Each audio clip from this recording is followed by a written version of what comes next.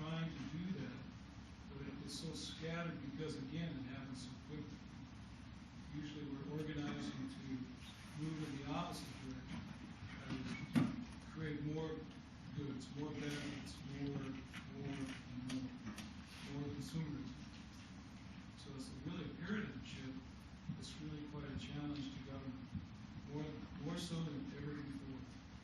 And to move that around so that also at the same time, the disparity between rich and poor is so great that we have an imbalance in political worlds by which we can make solutions really palatable.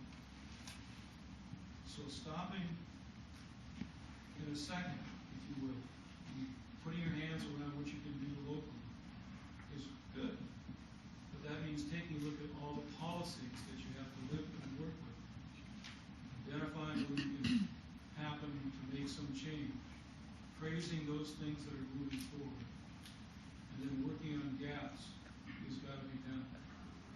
Jennifer's group is really key to that for local governments. Because not every local government here is going to get on board easily. The county I work for won't get on easily. We just can't afford to do it that way. But we can identify those gaps and start working towards it over time. Gil's hand. We've been talking about all these cars and using the most efficient car and why it's better hybrid. But it's my understanding the most polluting form of transportation is airplanes. And I think it's really ironic that all these academic types fly to all these conferences of how to save the environment. And I understand that one plane trip across the country uses more gasoline than half the town in a week.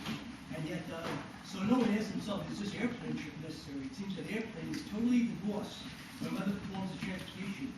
And the academics are absolutely the worst. They go on sabbatical, they fly all over the world 15 times, go to all these conferences, and they really do more polluting the world than anything else. And yet it's totally immune that well, just flying, just taking a trip, as if it's somehow different. But I don't know the exact statistics, but when you hear the amount of gallons that are used by one cross-country flight, it's so enormous.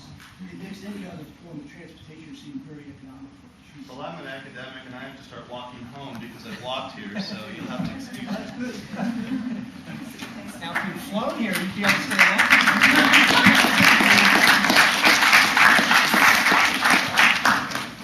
If I could, I know people probably have a lot of questions they want to ask, and before any more of our panelists leave, I just want to officially thank them and Nancy Marie for moderating tonight by giving them something that empowers me to keep doing what I do. So here's a little bit of chocolate to take home.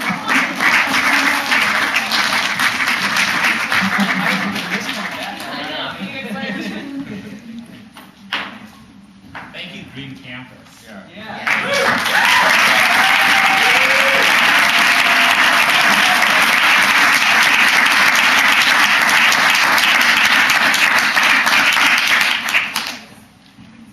Thank you, everybody, for coming this evening.